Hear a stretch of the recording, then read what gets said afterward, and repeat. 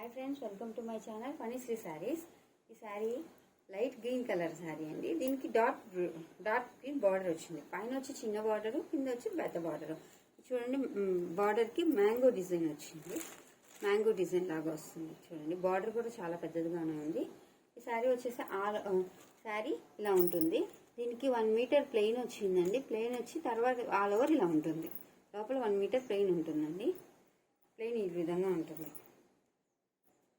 1 metre plain ఇలా ఉంటుందండి.